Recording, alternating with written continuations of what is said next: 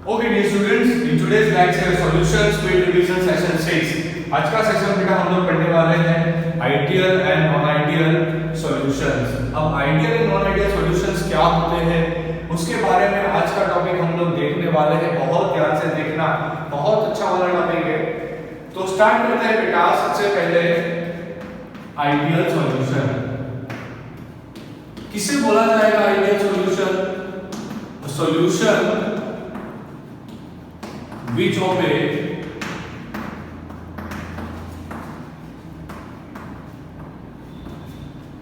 Raoult rule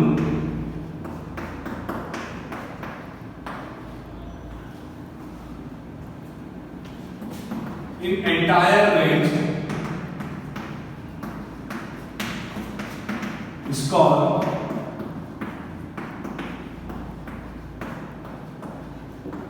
ideal solution। वैसा solution के जो राउल्ट लॉ को एंटायर रेंज पर फॉलो करता हो। अभी राउल्ट का रूल क्या था? P = P नोट X, ये था राउल्ट का रूल। जो भी सॉल्यूशन इस रूल को फॉलो करता है उसे आइडियल सॉल्यूशन बोला जाता है। जो भी सॉल्यूशन इसको फॉलो करता है उसे आइडियल सॉल्यूशन बोला जाता है। अब दो तीन बात मैं आप लोगों को बताऊंगा। सबसे पहला box, for ideal solution delta V mix is always 0। For ideal solution delta V mix is always 0। उस पर हम लोग स्टडी करेंगे, डिटेल में देखने वाले हैं। अभी ये बॉक्स याद रखो। दूसरा box, delta H is equal to 0। Delta H mix भी बोला जाता है। Delta H mix is equal to 0। और तीसरी सबसे बढ़िया बात,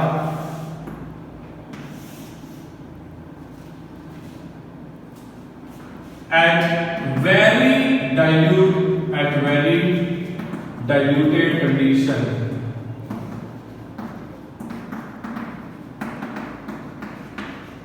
is required। मतलब आपको बहुत डाइल्यूटेड कंडीशन चाहिए होगा तभी आप आइडियल सॉल्यूशन बना पाओगे। तो ये तीन पॉइंट्स याद रहेंगे बेटा। सबसे बढ़िया पॉइंट, आइडियल सॉल्यूशन के लिए डेल्टा V मिक्स कितना होता है? 0। डेल्टा H मिक्स कितना होता है? 0। और ये सब चीजें सिर्फ और सिर्फ वेरी डाइल्यूटेड सॉल्यूशंस के लिए ही सही होती है। चलो अभी एग्जांपल्स देख लेते हैं।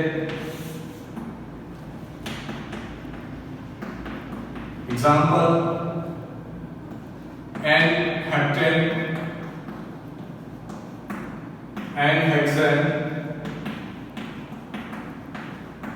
सॉल्यूशन। जनरली इसमें होता क्या है बेटा कि आइडियल सॉल्यूशन का मतलब क्या होता है? ऐसा कोई सॉल्यूशन रियल में होता नहीं, पर हम किस सॉल्यूशन को आइडियल सॉल्यूशन कंसीडर करते हैं? तो वो सॉल्यूशन के जो एंटायर रेंज पर राउल्ट का रूल फॉलो करते हैं। अभी एंटायर रेंज पर राउल्ट का रूल फॉलो करना, इसका मतलब ये हुआ कोई भी सॉल्यूशन होता है वो बनता है सॉल्यूट से प्लस सॉल्वेंट से। जब सॉल्वेंट, अभी हम लोग सॉल्वेंट को A से डिनोट कर देते हैं, सॉल्यूट को B से डिनोट कर देते हैं, तो सॉल्यूशन AB से डिनोट होगा। सॉल्वेंट को मैंने A से डिनोट किया, सॉल्यूट को मैंने B से डिनोट किया, तो सॉल्यूशन AB से डिनोट होगा। अभी A का इंटरैक्शन, B का इंटरैक्शन एंड AB का इंटरैक्शन,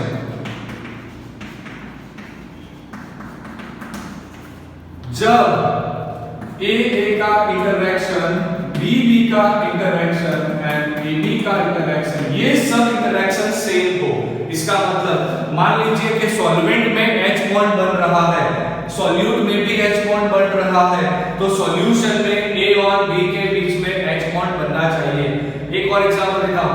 अगर सॉल्वेंट के बीच दो फोर्सेस एप्लीकेबल है, सॉल्यूट में दो फोर्सेस एप्लीकेबल है और सॉल्यूशन में भी दो फोर्सेस एप्लीकेबल है, तो इसका मतलब ये निकल कर आया कि A का इंटरैक्शन B का इंटरैक्शन और AB का इंटरैक्शन सेम है। इसका मतलब सॉल्यूशन तो भैया आइडियल है।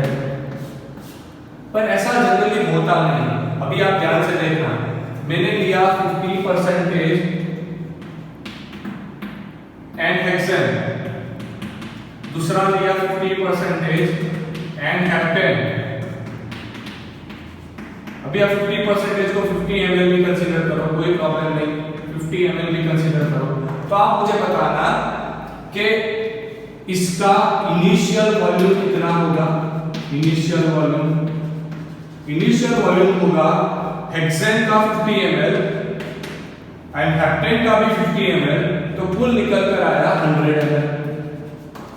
ये हो गया इनिशियल वॉल्यूम। चलो बताओ फाइनल वॉल्यूम कितना हुआ। फाइनल वॉल्यूम कितना हुआ? फाइनल वॉल्यूम आपने डाला 50 ml हेक्सेन, आपने डाला 50 ml हेप्टेन, तो दोनों अंदर जाकर बन गया 100 ml जो सॉल्यूशन था। अभी आप मुझे बताओ डेल्टा V मिक्स वो आएगा V final minus V initial. अभी ध्यान से देखो V फाइनल कितना है आपके पास 100, V इनिशियल कितना है आपके पास 100, तो टोटल कितना हुआ 0। तो आपने क्या पढ़ा पहले कि डेल्टा V मिक्स कितना होता है आइडियल के लिए 0 होता है, तो 0 हो गया। ये ऐसा क्यों हुआ होगा? क्योंकि ये जो हेक्सेन है वो हेप्टेन के साथ सॉल्यूशन में जाकर कोई रिएक्शन नहीं कर रहा, मतलब कि जो जितना इंटरैक्टिव फोर्स हेक्सेन के बीच में था, हेप्टेन के बीच में था, उतना ही हेक्सेन एंड हेप्टेन के बीच में है। इसका मतलब क्या हुआ? आपने 50 ml हेक्सेन डाला, वो भी वैसे का वैसा है। आपने जो हेक्सेन डाला और जो हेप्टेन डाला वो दोनों के दोनों वैसे के वैसे है, कोई भी रिएक्शन नहीं के एसोसिएशन और डिसोसिएशन कुछ नहीं हो रहा। इसका मतलब ये हुआ कि डेल्टा V मिक्स 0 आएगा।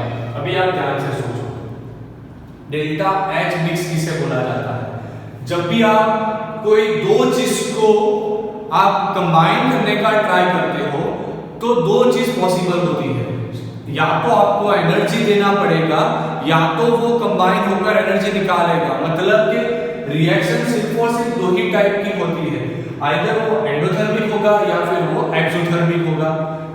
समझ रहे हो आप लोग? फिर से एक बार समझते हैं, ध्यान रखना बेटा, बहुत आसान चीज है। बहुत सारे बच्चे यहाँ पर गलतियां कर देते हैं, डेल्टा इंडेक्स फाइंड करने में उसको प्रॉब्लम होता है। फिर से एक बार, जब भी कोई दो चीज को आप कंबाइन करने का ट्राई करते हो ना, तो दो चीज होता है, या तो आपको एनर्जी देना पड़ेगा या फिर वो कंबाइन होकर खुद एनर्जी निकालेगा। आपको एनर्जी देना पड़ा, उसका मतलब ये हुआ कि A से B से कोई लगाव नहीं था, फिर भी आप उसे कंबाइन करना चाहते थे तो आपने एनर्जी प्रोवाइड की।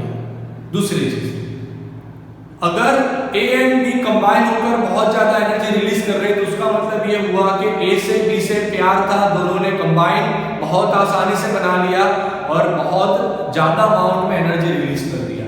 पर आप ऐसा सोचो कि A एंड B का कोई इंटरेक्शन ही नहीं है, तो वो साथ में तो हो गए पर एनर्जी में कोई डिफरेंस आएगा नहीं। इसका मतलब ये हुआ कि अगर आप फाइंड करते हो H मिक्स, तो वो आएगा H final minus H initial. तो यहां पर तो एनर्जी रिलीज भी नहीं हो रहा और हमको एनर्जी देना भी नहीं पड़ रहा, मतलब डेल्टा H मिक्स कैसा आया 0। और ये जो कंडीशन दी गई है बेटा, वो प्रैक्टिकल कांसेप्ट्स के बेस पर से दी गई है। तो आइडियल सॉल्यूशन जनरली किसे बोला जाता है? जो राउल्ट के रूल को फॉलो करता है उसे ही बोला जाता है आइडियल सॉल्यूशन, उसे ही बोला जाता है आइडियल सॉल्यूशन। तो अब हम लोग राउल्ट का ग्राफ बनाने वाले हैं, मतलब कि हम आइडियल सॉल्यूशन का ग्राफ बनाने वाले हैं। फटाफट से पहले इसका स्क्रीनशॉट ले लीजिए, जल्दी से, चलो जल्दी से इसका स्क्रीनशॉट ले लीजिए। ले लिया बेटा? ओके, चलो अभी मैं इसको साफ कर देता हूं और हम लोग बनाएंगे आइडियल सॉल्यूशन का ग्राफ।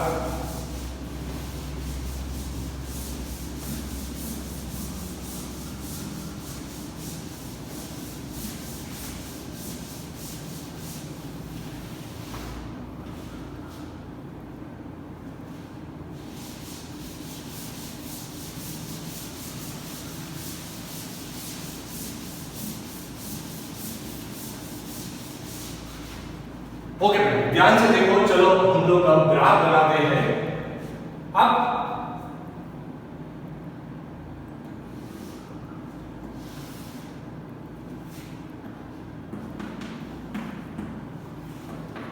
यहां पर लेना है y एक्सिस को, यहां पर लेना है x एक्सिस को।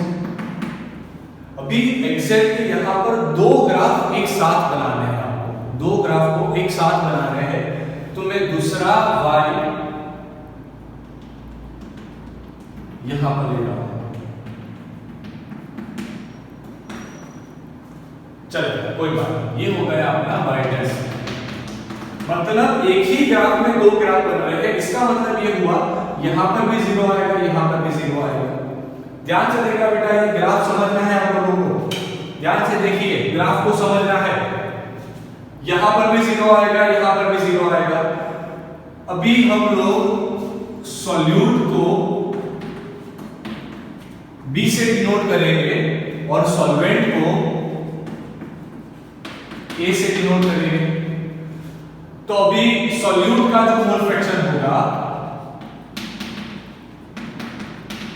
उसे बोलेंगे XB, और जो सॉल्वेंट का मोल फ्रैक्शन होगा उसे बोलेंगे XA। समझ रहे हो?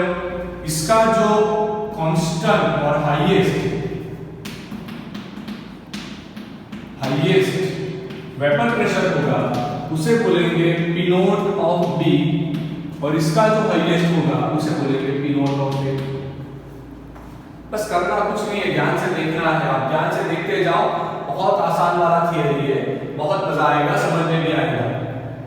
मैंने ये वाली पॉजिटिव एक्सिस पर अभी लिया है, यहां पर लिया हमने XA is equal to 0, XA is equal to 0। तो यहां जाते वक्त जैसे कि आप पढ़े हो कि मोल फ्रैक्शन का जो मैक्सिमम समेशन होता है वो तो 1 होता है, मतलब कि 0 से लेकर यहां पर होगा XA इज इक्वल टू 1। ये वाली एक्सिस को कंसीडर करो, ये वाली एक्सिस को कंसीडर करो। ध्यान से देखना, यहां पर गलतियां होती है। XA इज इक्वल टू 1, तो भी ध्यान से देखो। ओके, जब XA का मोल फ्रैक्शन ही नहीं होगा, जब XA का कोई मोल फ्रैक्शन ही नहीं होगा, ये जो एक्सिस है मेरा वो वेपर प्रेशर की एक्सिस है। जब मोल फ्रैक्शन XA का हाईएस्ट होगा उसका मतलब ये हुआ XA 1 है, इसका मतलब XB है ही नहीं। समझो आप लोग, थोड़ा मैथमेटिक्स लगाओ। XA 1 है, इसका मतलब XB है ही नहीं, तभी तो ये इक्वल होगा। मतलब ये हुआ कि XA 1 का मतलब ये हुआ only pure solvent, pure solvent. बस ये सारी चीजें समझते जाओ। तो XA जब 1 होता है तो प्योर सॉल्वेंट का तो vapour pressure highest PA note मिलता है। तो आपको यहाँ पर मैंने बता दिया हाईएस्ट वाला पॉइंट जिसे बोला जाएगा PA नोट। अभी XA का 0, XA का 0, XA का 0 मतलब ये वाला 0, तो XB हो गया 1। इसका मतलब ये हुआ कि सॉल्वेंट है ही नहीं, नो सॉल्वेंट। जब नो सॉल्वेंट तो नो मोल फ्रैक्शन, जब नो मोल फ्रैक्शन तो नो वेपर प्रेशर, मतलब इतना उसका वेपर प्रेशर 0 आएगा। इस दोनों को कंबाइन कर दीजिए, कर दिया कंबाइन, तो ये जो लाइन आपको मिला, ये लाइन आपको मिला PA का, PA is equal to PA naught of A into x of A। ये लाइन आपको मिला, उसे इस वाला लाइन बोला जाता है। अभी दूसरा लाइन बनाना है। अब इस वाली एक्सिस को कंसीडर करना है, तो यहां पर मैंने लिया था XA 0 हुआ, उसका मतलब इस पॉइंट पर तो मेरा XB का वैल्यू 1 हुआ होगा। जब XB का वैल्यू 1 हुआ होगा तब सॉल्यूट का वेपर प्रेशर मैक्सिमम मिला होगा। यहां पर सॉल्वेंट नहीं है, इसका मतलब सॉल्यूट ही है। Only solute is present, only solute is present. जब ओनली सॉल्यूट प्रेजेंट होगा तो उसका वेपर प्रेशर, मुझे हाईएस्ट वेपर प्रेशर लिखना है, PB नोट लिख दिया। और यहां पर जहां पर सिर्फ प्योर सॉल्वेंट है तो उस जगह पर xb तो होगा 0, नो सॉल्यूट। जब सॉल्यूट ही नहीं होगा तो वेपर प्रेशर भी नहीं मिलेगा। अब ये दोनों को कंबाइन कर दीजिए। बहुत सारे बच्चों को क्वेश्चन होता है कि सर आपने पीवी नोट को डाउन क्यों बताया, ताकि हम ये क्लियरली बता सके कि पीए नोट का वैल्यू ज्यादा होता है, क्योंकि उसका अमाउंट ज्यादा है, सॉल्वेंट ज्यादा होता है, इसलिए उसका वेपर प्रेशर ज्यादा मिलेगा। तो आपने ये जो लाइन निकाला उसे बोलना है PV is equal to PV naught into XB. समझ गए? अभी क्या करना है, देखो इस दोनों को कंबाइन कर दो, कोई लॉजिक मत लगाओ, इस दोनों को कंबाइन कर दो तो इस लाइन को बोला जाएगा final line, total pressure P is equal to PA plus PB1। ये हो गया आपका राउल्ट का ग्राफ, ये आ गया हमारा Raoult's graph for ideal solution. बहुत सारे बच्चे यहां पर गलतियां कर देते हैं, फिर से एक बार रिवाइंड करके देख लेना कि कैसे हमने ग्राफ को प्लॉट किया, कौन सा टेक्निक लगाया। कोई टेक्निक नहीं है, सिर्फ लॉजिक्स का जो आप पढ़े हो वही लगाया है यहां पर। मतलब कि जो सॉल्यूशन ऐसा ग्राफ प्लॉट करके दे उसे आइडियल सॉल्यूशन बोला जाता है। अब हम लोग देखने वाले हैं नॉन आइडियल सॉल्यूशन। उससे पहले इसका स्क्रीनशॉट ले लीजिए जल्दी से। चलो हो गया, चलो फटाफट से इसे साफ कर देते हैं।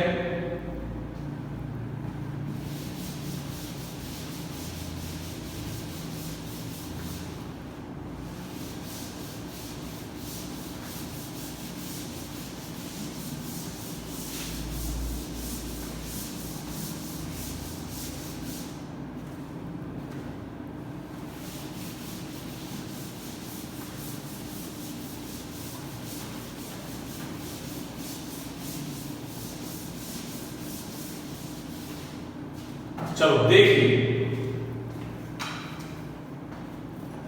अब का टॉपिक पढ़ाई करने वाले हैं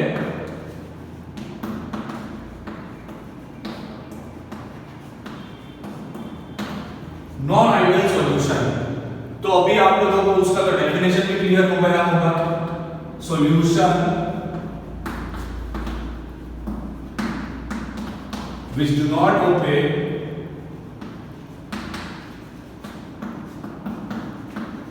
Raoult's law is called non-ideal solution।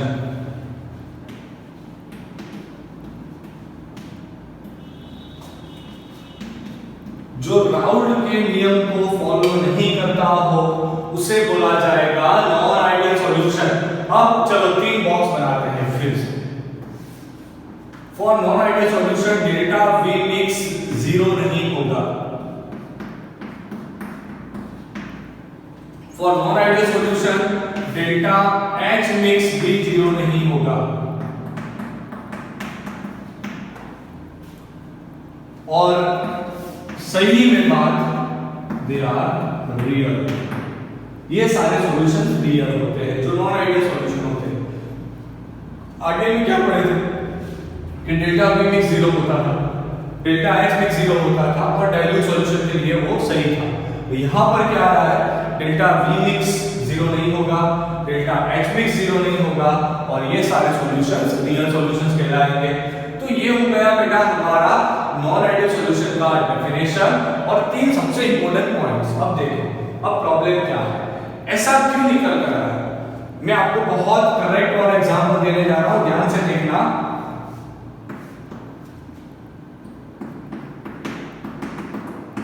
यहां पर मैंने पानी भर दिया, बहुत ध्यान से समझना बेटा, बहुत शांति से समझना। यहां पर हमने पानी भर दिया और इसमें हमने डाला H2SO4 वेरी कॉन्सेंट्रेटेड H2SO4 मैंने डाला तो होगा क्या, जैसे ही आपने H2SO4 डालना शुरू कर दिया तो फटाफट से जैसे H2SO4 के ड्रॉप अंदर जाएंगे ना तो आपको रियलाइज होगा, दिखाई देगा कि एनर्जी रिलीज हो रहा है, एनर्जी इज रिलीज्ड। ये वाली बात हम लोगों को दिखाई देती है। कभी जब आप लैब में जाओ ये करके देखना, एक टेस्ट ट्यूब में पानी भरो, कंसंट्रेटेड H2SO4 के ड्रॉप्स डालो, तो हुआ क्या, एनर्जी रिलीज हुआ, एनर्जी रिलीज हुआ, इसका मतलब डेल्टा H मिक्स जीरो नहीं है, इसका मतलब ये सॉल्यूशन तो भैया आइडियल सॉल्यूशन नहीं है, ये नॉन आइडियल सॉल्यूशन है। पर क्यों डेल्टा H मिक्स जीरो नहीं हो रहा होगा, तो उसका आंसर ढूंढना है। तो डेल्टा H मिक्स जीरो नहीं है तो डेल्टा V मिक्स भी जीरो नहीं होगा, क्यों, क्योंकि जब अगर आपने इनिशियली इसका वॉल्यूम निकाला, इसका वॉल्यूम निकाला, दोनों को कंबाइन किया, दोनों का समेशन लगाया, और जब आपने H2SO4 पानी में डाला होगा, आप जानते हो कि H2SO4 डिहाइड्रेटिंग एजेंट होता है, तो जैसे आप पानी में डालोगे वो H2SO4 को डिहाइड्रेट कर देगा, मतलब टोटल वॉल्यूम कम होगा, फाइनल वॉल्यूम कम हुआ, इनिशियल वॉल्यूम तो समेशन ज्यादा आ रहा है, ये होगा मान लीजिए 10 ml, ये था 50 ml, तो मुझे मिलना चाहिए था टोटल यहाँ पर 60 ml, पर 60 नहीं मिला। अभी देखो इनिशियल वॉल्यूम होगा यहाँ पर 60 ml, फाइनल कितना होगा, ध्यान से देखो, फाइनल वॉल्यूम Vf कितना होगा। मैंने जैसे एसिड डालना शुरू किया, थोड़ा पानी इवोपरेट हो गया, तो अब 60 नहीं है, यहाँ पर 55 होगा, क्योंकि 5 ml पानी तो इवोपरेट हो गया। क्यों इवोपरेट हुआ, क्योंकि H2SO4 तो खुद एक डिहाइड्रेटिंग एजेंट होता है, तो उसने पानी को तो डिहाइड्रेट कर दिया, वो चला गया। तो अब आप इसका डेल्टा V मिक्स निकालो, तो वो आएगा -5।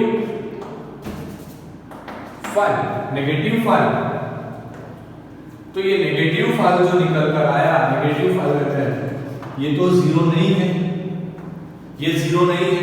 दूसरी एक चीज, एनर्जी रिलीज हुआ, एनर्जी रिलीज हुआ, इसका मतलब क्या बोलेंगे, ध्यान से देखना, एनर्जी रिलीज हुआ मतलब इनिशियल माइनस, सॉरी यहां आएगा बेटा final minus initial is equal to delta H mix. इसका आंसर नेगेटिव आ रहा है, इसका मतलब इनिशियल में एनर्जी ज्यादा था, फाइनल में एनर्जी कम हुआ। इनिशियल में H2SO4 NH2 दोनों का जो एनर्जी था, एंथैल्पी था, वो ज्यादा था। अब जब फाइनली वो दोनों कंबाइन हो गए तो खुद एनर्जी रिलीज किया, इसका मतलब ये दोनों को एक दूसरे से बहुत ज्यादा लगाव है, ये दोनों को एक दूसरे से बहुत ज्यादा लगाव है, इसी वजह से बहुत फास्ट कंबाइन होकर एनर्जी रिलीज किया, तो डेल्टा H मिक्स भी नेगेटिव, डेल्टा V मिक्स भी नेगेटिव। तो एक नया टॉपिक यहां से निकल कर आता है, ध्यान से देखना। जो नॉन आइडियल सॉल्यूशंस होते हैं बेटा, वो दो टाइप्स के होते हैं। जो नॉन आइडियल सॉल्यूशंस होगा वो दो टाइप्स का होगा, एक ऐसा कि जो नेगेटिवली डेविएटेड हो,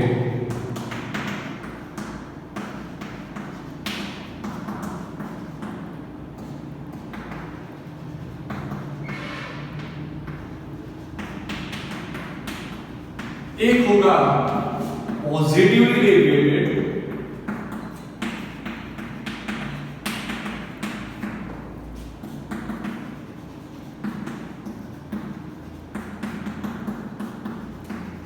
सो दो टाइप का होगा, एक होगा नेगेटिवली डेविएटेड, यहां पर आपके पास जो एग्जांपल दिखाई दे रहा है बेटा वो नेगेटिव डेविएटेड का एग्जांपल है, और पॉजिटिव डेविएटेड का भी हम लोग एक एग्जांपल देखेंगे, वो सब कैसे होता है। तो आपने एक चीज तो क्लियरली समझ लिया, नेगेटिव डेविएटेड में डेल्टा V मिक्स कितना होगा, नेगेटिव होगा, डेल्टा H मिक्स भी कितना होगा, नेगेटिव होगा। सॉल्यूट एंड सॉल्वेंट को एक दूसरे से बहुत ज्यादा प्यार होगा, याद रखना है इतना। पॉजिटिव में क्या होगा, पॉजिटिव डेविएटेड में डेल्टा V मिक्स आपको पॉजिटिव मिलेगा, डेल्टा H मिक्स आपको पॉजिटिव मिलेगा, एंड सॉल्यूट को सॉल्वेंट से प्यार नहीं होगा। बस इतना चीज याद रख लिया। तो ये जो बेटा आप निकाल रहे हो, यहां से नया एक कंसेप्ट भी पढ़ने को आता है जिसे एजियोट्रॉप बोला जाता है। वो होते क्या है, तो एजियोट्रॉप कांस्टेंट बॉइलिंग लिक्विड्स होते हैं, कांस्टेंट बॉइलिंग लिक्विड्स मिक्सचर होते हैं। उसके बारे में हम लोग लेटर में डिस्कस करेंगे, फटाफट से इसका स्क्रीनशॉट निकालो। जल्दी से खोलिए। चलो तो अभी पढ़ाई करते हैं, इस पर थोड़ा डिटेल्स में देखते हैं कि नेगेटिव डेविएशन कैसे होता है, पॉजिटिव डेविएशन कैसे होता है। तो नेगेटिव वाला का आपने एग्जांपल देखा कि जहां पर सॉल्यूट को सॉल्वेंट से ज्यादा प्यार था। तो इससे बेटा होता क्या है, ध्यान से देखना। जब सॉल्यूट को सॉल्वेंट से ज्यादा प्यार होगा तो वहां पर वो पानी के अंदर जाएगा, H2SO को जैसे भी पानी के अंदर गया, पानी के साथ रिएक्शन करके खुद एनर्जी रिलीज कर देता है। इसका मतलब उसको पानी से ज्यादा प्यार है। तो बहुत सारे वैसे भी होते हैं जो पॉजिटिवली डेविएटेड होते हैं। तो पॉजिटिव डेविएटेड में आएगा एसीटोन बेंजीन। अगर ये दोनों का सॉल्यूशन बना दिया जाए, याद रखने का टेक्निक, अभी न्यूज चैनल बहुत चल रहा है मार्केट में, ये वाला न्यूज चैनल बहुत चल रहा है एडीपी। तो इस तरीके से याद रखो, acetone benzene positive deviation, acetone benzene positive deviation. तो यहां पर आया एसीटोन बेंजीन। अगर एसीटोन एंड बेंजीन को आपने कंबाइन करना शुरू किया तो ध्यान से देखना क्या होगा। एसीटोन और बेंजीन जब कंबाइन करने का ट्राई करोगे तो आपको उसको एनर्जी देना पड़ेगा, मतलब डेल्टा H मिक्स पॉजिटिव में जाएगा। ये दोनों कंबाइन होकर ये दोनों एक दूसरे के साथ कोई रिएक्शन नहीं करने वाले, यहाँ पर ये एक दूसरे को पसंद नहीं कर रहे, उसकी वजह से फाइनल वॉल्यूम आपको ज्यादा मिलेगा। ये कैसे ज्यादा मिलता है वो बहुत डिटेल वाला थी कि यहाँ पर मैं डिस्कस नहीं कर रहा। आपको इतना याद रखना है, ये वाला आपको पॉजिटिव डेविएशन देगा। नेगेटिव डेविएशन कैसे आता है वो भी हमने देख लिया। पर बेटा ये होता क्यों है, ऐसा होता क्यों है, अभी आप देखो समझो, बहुत मजा आएगा कि जब भी आप नॉन आइडियल सॉल्यूशंस की बात लगाते हो, जब भी आप नॉन आइडियल सॉल्यूशन की बात करते हो तो वहां पर मान लीजिए कि आपने लिया एसीटोन एंड बेंजीन, ये दोनों का मिक्सचर बनाया। चलो यहां ये सॉल्यूशन जो है वो एसीटोन एंड बेंजीन का एक मिक्सचर है। अब क्या होगा, एसीटोन एंड बेंजीन एक दूसरे को पसंद नहीं कर रहे, तो जब वो पसंद नहीं करेंगे तो बहुत ज्यादा वेपर देंगे, इजीली वेपर में कन्वर्ट हो जाएंगे। जब पसंद ही नहीं कर रहे तो लोग वेपर में बहुत आसानी से चले जाएंगे, इसका मतलब वेपर प्रेशर ज्यादा आएगा। अभी आप कैसे क्या पढ़े हो, ध्यान याद रखो, आप पढ़े हो कि जब ये दोनों एक दूसरे को पसंद ही नहीं कर रहे तो बहुत आसानी से वेपर में कन्वर्ट हो गए। अगर वो आसानी से वेपर में कन्वर्ट हो गए तो वीपी तो हाई मिला, वीपी हाई मिला तो 180 एम आने में बहुत देरी नहीं लगेगी।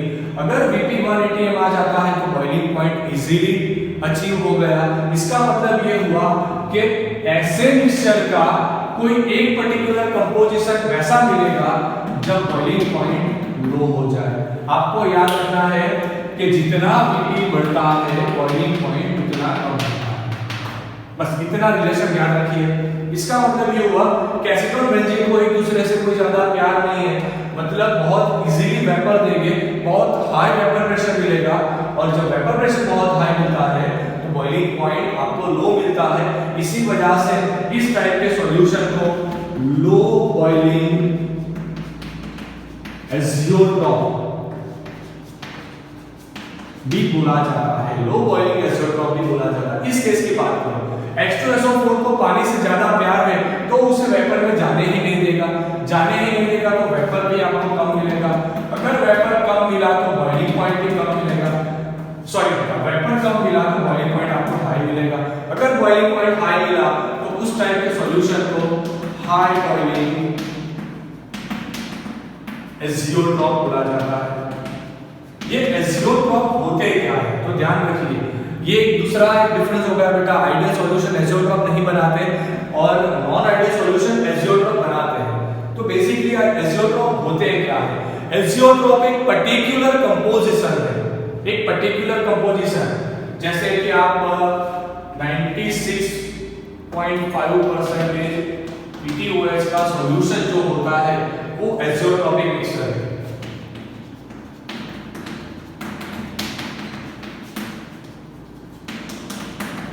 मतलब क्या है कि जो 96% PTOH का सॉल्यूशन होता है, मतलब 96 ml PTOH एंड 4 ml पानी, ये दोनों का जो कंबाइन करके आप लोग जो मिक्सचर बनाते हो वो मिक्सचर एक एज़ोट्रोपिक मिक्सचर होता है, मतलब आप डिस्टिलेशन करने का ट्राई भी करोगे EtOH आपको नहीं मिलेगा, क्योंकि अब EtOH एंड H2O दोनों का बॉइलिंग पॉइंट सेम हो गया होगा, जिस पर मैं ज्यादा डिटेल्स नेक्स्ट लेक्चर में आपको दूंगा जब एज़ोट्रोप पर हम लोग डिटेल में थोड़ा स्टडी करेंगे। और अभी एक काम करो बेटा, इसका स्क्रीनशॉट निकालो। आज के लिए बस इतना ही। घर से मिलकर ये सब चीज़ों को एक बार रिवाइज करो, पॉसिबल है तो ये वीडियो को रिवाइंड करके भी एक बार देख लेना, और चैनल को सब्सक्राइब करना भूलना मत, वीडियो को लाइक करना है, एंड कमेंट बॉक्स में आपको जितने जितने पॉइंट्स इंपॉर्टेंस दिख रहे हैं वो सारे पॉइंट्स को लिखना है। थैंक यू बेटा, कल मिलेंगे।